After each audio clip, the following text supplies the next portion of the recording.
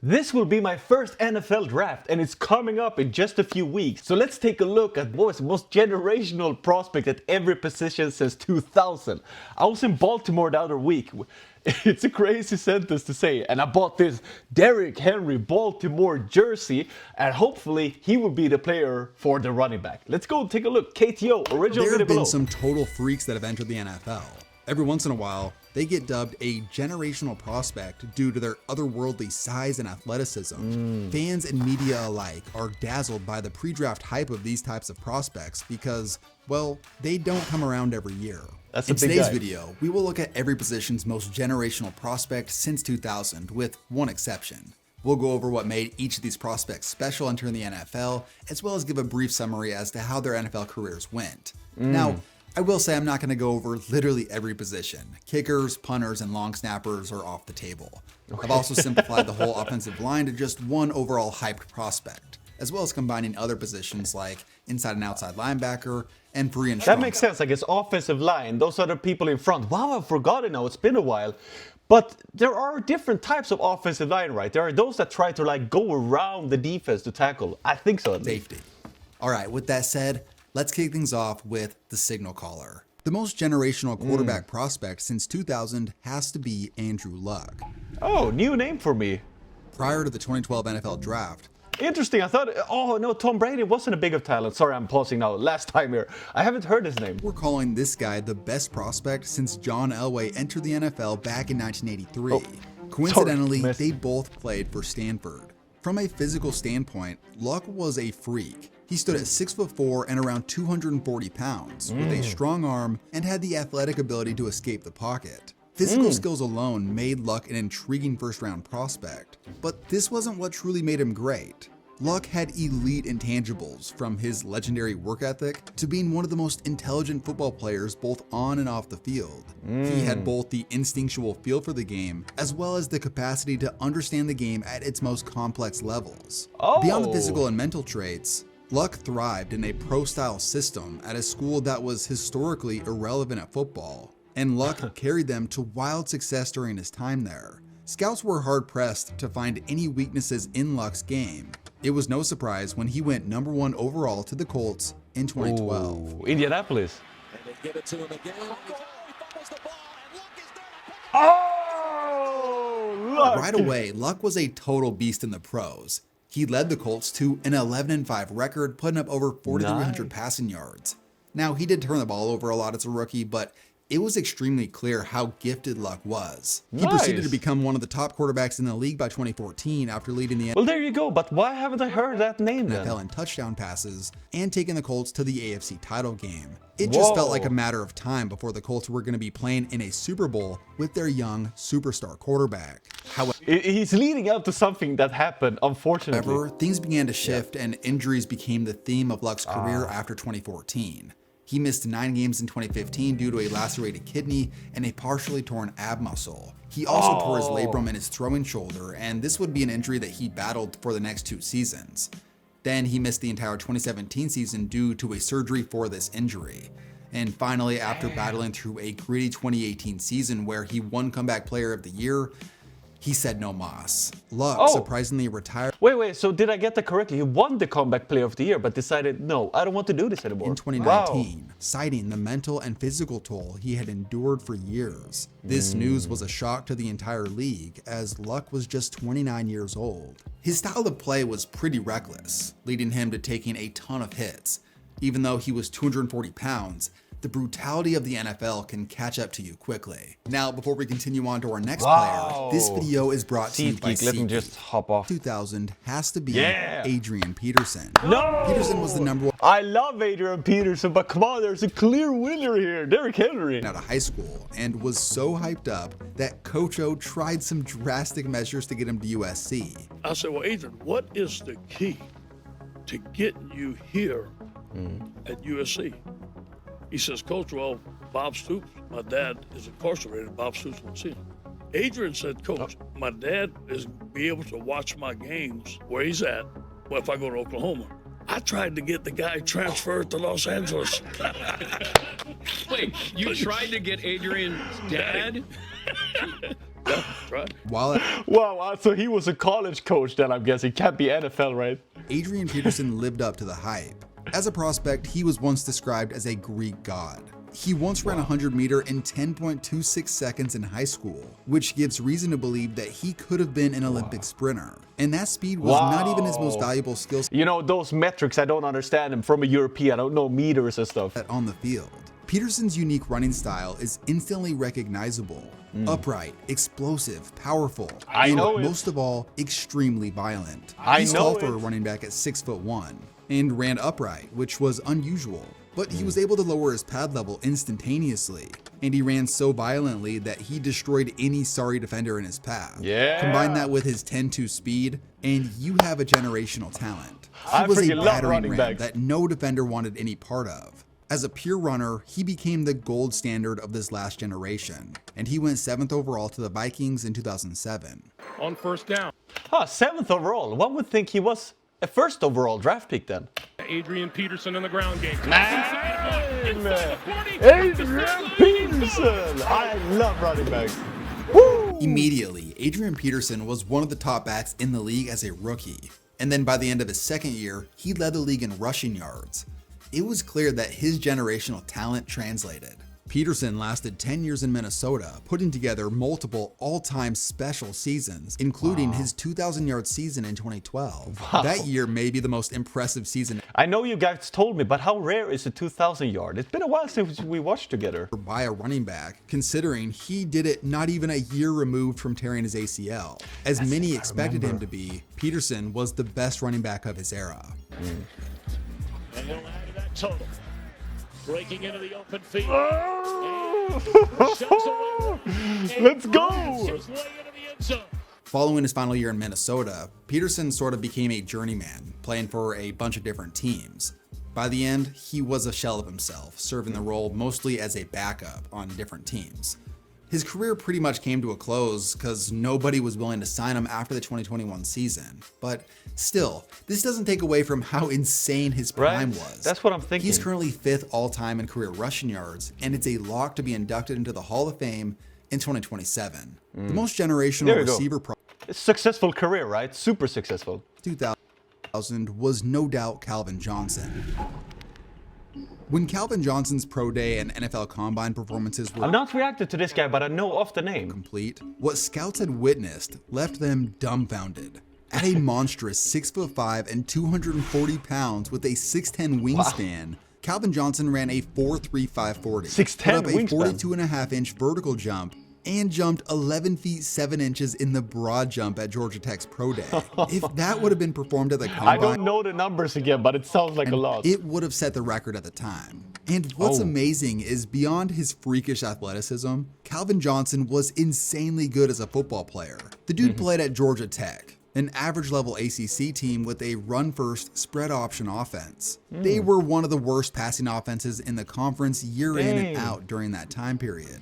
And despite all that, Johnson led the conference in receiving yards in 2005 Ooh. and 2006. He also led the conference in catches and touchdowns in 2006. Just Does the C there mean he's the captain? 2006, Georgia Tech finishing dead last in total completions in the ACC. Their offense was basically run, F it. Where's 21? Get him the ball. What happens when you max out your physical ability and catching attributes on a Madden Create-A player? You get Calvin Johnson. On top of that, there was no character concerns with him. Johnson was selected 2nd overall by the Lions in 2007. Wow. And he... Ooh, he's the running back, big guy. Ooh. Unsurprisingly, Calvin Johnson immediately became the star of the Lions' pass attack. And he had a career as well, I think. I'm not going to spoil He it, was but I given the think so. nickname Megatron by teammate Roy Williams as a rookie due to his size and know that. stature.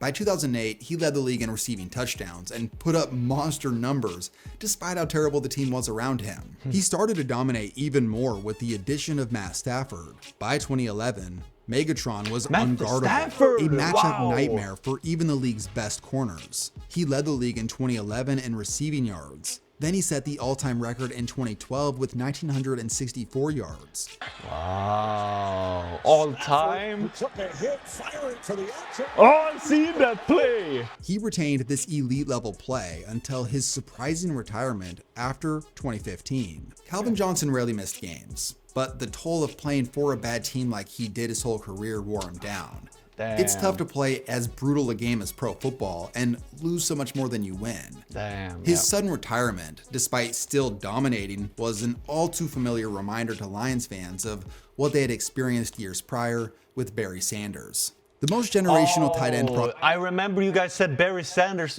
played for a bad team as well. prospect since 2000 is a little tougher to say just one name, but I think the one that stands out the most from a pre-draft hype perspective has got to be Kyle Pitts. Take everything I said about Calvin Johnson physically and apply it to a player who's bigger. Pitts was nicknamed Unicorn because, well, guys this physically gifted don't exist.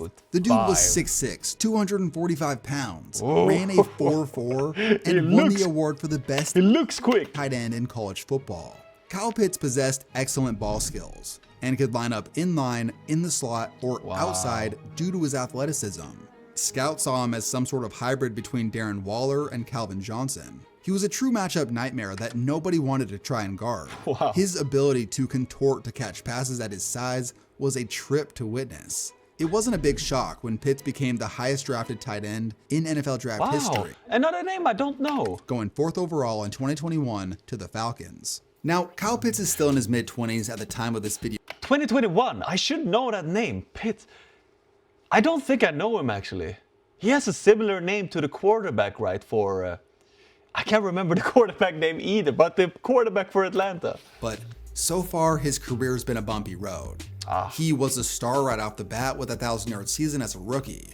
And that Pro Bowl level season felt like the beginning of something special, but the next few years left something to be desired. His underwhelming 2022 season was cut short due to a knee injury. Look at that. Yeah. And the following 2 seasons, he performed rather average. This was a far cry from the generational dominance most expected when he entered the league. 2025 was a step in the right direction though, as he saw career highs in receptions and touchdowns, earning him second-team All-Pro honors. Good 93 catch. yards, Cousins. Going that way again. He's got it. Collecting. Like I said, he's still in his mid-20s. Pitts might not have lived up to expectations yet, but he still has time to develop into something special. Yeah. That may lead to some eye rolling from some of you because that's what everyone's been saying for the last 5 years. For the most generational offensive tackle prospect, I'm gonna break the rules a little bit. Well, let's check Pitts. Should we check out a video of him? Sounds interesting. And go back to 1997, when Orlando Pace was projected to be possibly the greatest prospect ever, not just as a tackle, but as a football player. Wow. At Ohio State, Pace had become the stuff of legend. Whenever an offensive lineman knocks a defender on his back, it's called a pancake. And Pace was known as the Pancake Man. He apparently recorded 80 pancake blocks during his junior season. The nickname had become so popular that Ohio State's athletic department distributed Orlando Pace pancake magnets during his final season. Oh, that's At great. 6'6" and 334 pounds, this dude straight mauled anybody in his path. He was so dominant that he finished 4th in the Heisman race as an offensive lineman. 4th in the Heisman race. So Heisman, I remember, is the trophy you win for the best player in college football. And it's usually the quarterbacks, right? So 4th, that must be huge for an offensive lineman. Is unheard of. Pace didn't allow a sack his final 2 years at Ohio State and won numerous awards, including being named to the NCAA football All-Century team. He was a high character guy as well, and he went #1 overall to the Rams in 1997. Pace quickly developed into a cornerstone for the Rams offense, and his presence became a huge factor in what became known as the greatest show on turf in 1999. That season, the Rams set all kinds of offensive records, and Pace was one of the heroes on that team, earning first-team All-Pro honors. This was also the first of 7 Pro Bowl appearances in a row for him. Pace's level of play was consistently dominant for the better part of 12 seasons in St. Louis. It was no surprise to anyone when he was eventually inducted into the Hall of Fame in 2016. Nice. Successful career then. I don't know that guy either, unfortunately. I know that usually like the current players I know pretty well, I think, but the older players not so Been a much. prospect since 2000, it's gotta be Ndamukong Suh. Being the biggest and strongest player on the field at all times, with a name that literally means House of Spears, Suh is as scary a football player as it gets. He possessed a terrifying combination of strength, high motor, and power that made him unblockable. Honestly, even against double teams. Suh also finished as a Heisman finalist, which is remarkable considering it's primarily an offensive award. He completely dominated at Nebraska, but one particular game versus Texas truly showcased how terrifying Suh could be. Going into the Big 12 championship, Texas was heavily favored. However, Suh single-handedly kept Nebraska in that game, virtually being in the backfield every play. He finished with 12 tackles, 4.5 sacks, and 7 tackles for loss. 7 tackles for loss of the ball. Holy. PTSD thinking about that day. Who was it? Tackles for loss. I'm sure Colt McCoy still has PTSD thinking about that day. Despite losing, many consider it one of the greatest performances ever by a defensive lineman in a college football game. Suh was selected number 2 overall by the Lions in 2010. Also Detroit as well. So Detroit had Stafford, Johnson, and Suh, and they were bad. How? Like Vincent Jackson from San Diego. And that ball tipped up and intercepted. Ndamukong Suh. Oh, they're screaming the Suh. second-round pick, or second pick overall. Right away, Suh terrorized offenses. He was arguably the best interior D lineman in the league as a rookie. He earned first-team All-Pro honors and looked like he would be a staple on Detroit's defense for years. McNabb in trouble, and they Get down! Yeah! Pretty crazy to think in 2010 the Lions had Suh reigning terror, Calvin Johnson entering his prime, and Matt Stafford, one of the better quarterback prospects in recent memory, also coming into his own. Yet, nothing too great ever materialized for that team outside of individual success for players like the ones I said. Suh himself would continue to dominate while in Detroit. Why do you think that is? Although he did earn the reputation as a dirty player for moments like this and this. He eventually left Detroit and still was a high-end player for the Dolphins early on, but he eventually kind of just became a good to average starter by the time he was 30. Suh's case for the Hall of Fame is intriguing because he had one of the most dominant 7-year runs to start a career for an interior D lineman. But he was pretty average after that, so I don't know. He may make it one day, but we'll see. For the most generational... Interesting. I like the story of that player as well. So he continued even after Detroit. But yeah, I mean, getting that reputation of a dirty player changes my mind of you immediately. So I don't know. He's the first player I don't really like after that. Since 2000, it has to be Jadeveon Clowney. Bucky Brooks dubbed him a meaner, nastier version of Julius Peppers, who on his own right was Where does the defensive end play on the field? Back in 2002. Ever since Clowney was in high school, he had a larger-than-life... Oh, look at that. Okay, so defensive end, I'm seeing Myles Garrett, the sack master. So I'm guessing defensive end or the player, or actually the offensive linemen that go around to try to sack the quarterback. Surrounding him.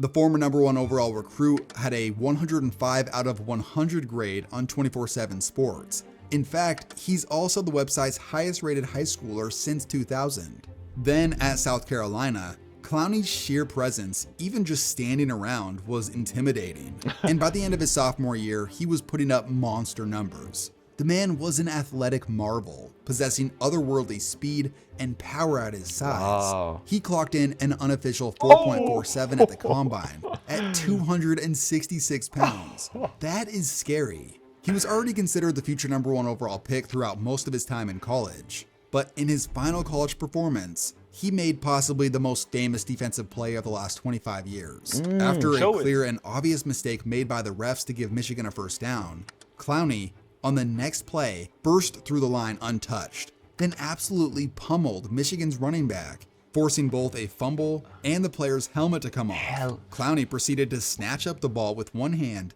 before being taken down. Woo! What a play! He described it perfectly. Already impressive status, and cemented him as a college football legend. Nobody was surprised when he went #1 overall to the Houston Texans. Things got off to a bumpy start for Clowney. He barely played as a rookie due to injury, and then that continued in year 2 as he missed more games. It really wasn't until year 3 that we saw that crazy potential begin to come to fruition. They hand it to him, and he's going to be dropped for a loss by Jadeveon Clowney. Nice. Houston's defense had finally found a role for Clowney to fit, and he earned second-team All-Pro honors in 2016. This kicked off a 3-year stretch that saw Clowney at his best in the pros. Look at this. Houston still known for their defense today. Above average to great edge rusher at times, who was excellent in run support. But this was his peak. Clowney became sort of a mercenary type player after that. Oh. Murray on 3rd and 2. Could have been more Pressure than. coming, he's in trouble. Yeah. Poor Murray. Murray released now. Small guy versus Clowney. Wow. He would have great moments, like his first year in Cleveland and his second season in Baltimore. However, no one would argue that he's been a dominant player for most of his career. Wow. Mostly, he's been an average NFL starter with some good moments. Interesting. I also think it doesn't help that he's seemingly on a new team every year. It makes it hard for any fan base to really rally around him. Overall, good NFL starter, but certainly not generational. Now for the next position, I'm combining both inside and outside linebackers. And for the I don't know the linebackers. generational linebacker prospect since 2000, it's close. But I think LeVar Arrington carried the most hype coming into the NFL. Okay.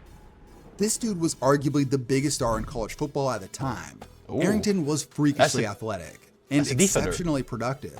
There was a good amount of analysts that were comparing him to Lawrence Taylor. The greatest Lawrence Taylor. Arrington was seen as a sideline-to-sideline tackling machine. Similar to Clowney, Arrington made arguably the most famous defensive play of the 1990s. On a critical 4th and 1 for Illinois, Arrington timed the snap count perfectly, leaping over the line and took down the ball carrier to get the stop. As Illinois coach Ron Turner said a year later, quote, I don't "I'll understand. remember that when I'm 85. It became known as the LeVar Leap, and it helped take his hype to the next level. Washington selected him 2nd overall in 2000. Of the 49ers, Rattay looking for help, and he is going Oh, beautiful tackle. By year 2 in Washington, Arrington was a force. We saw that sideline-to-sideline ability he possessed in college coming to fruition. He made 3 straight Pro Bowls from 2001 to 2003, earning second-team All-Pro twice. But injuries took a toll on his career after another 2003. He missed more than half the games from 2004 to 2006. In that final year, he ruptured his Achilles, which is one of the worst injuries an NFL player can endure. Yeah. To make matters worse, in 2007, right before training camp, Arrington was involved in a serious motorcycle accident in Maryland that gave him a broken right arm, broken lower vertebrae, and deep cuts in his leg. It was really bad, and just months later, he announced his retirement from the NFL. It was a really brutal way for his... That sucks.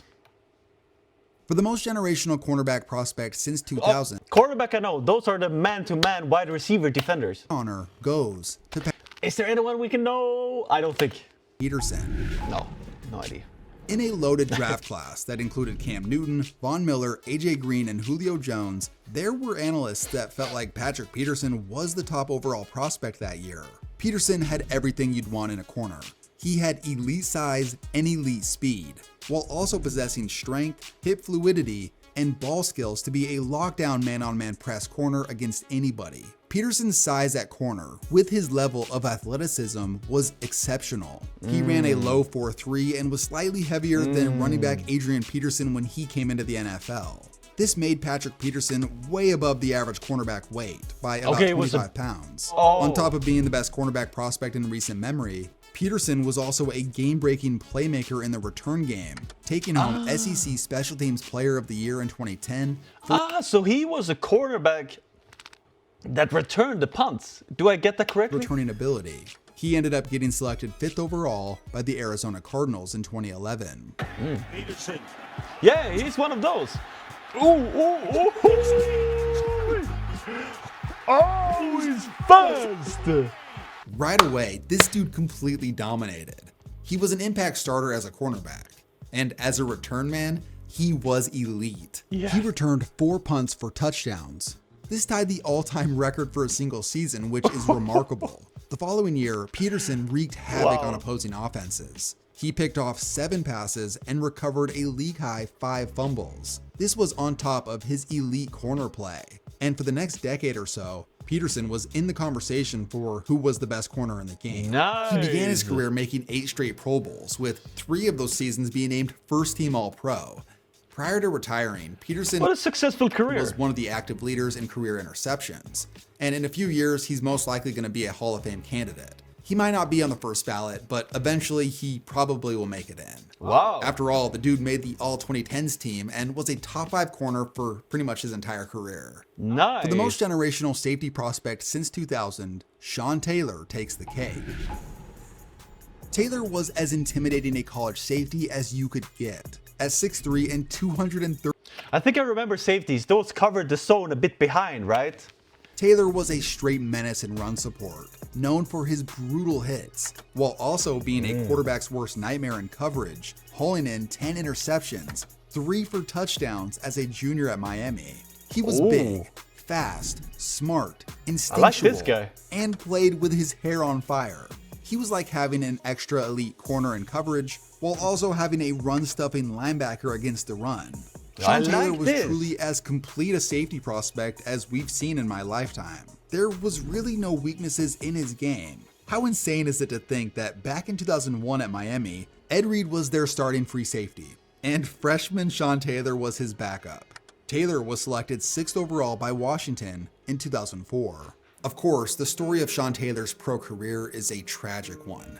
By year 3, he had developed into one of the best safeties in the game, and the following year, he was having a career year. But in the middle of the season, Taylor was shot during a home invasion and did not survive. It was devastating news to the league and fans. In the team's following game, Washington Okay, I'm back now. This was unexpected and sad. news to the league and fans. In the team's following game, Washington played with just 10 players on their first defensive snap to honor Taylor.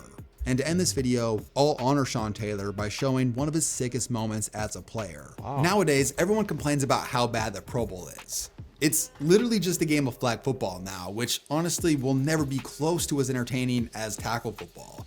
People will always point to how much more competitive and better the game was back in the day.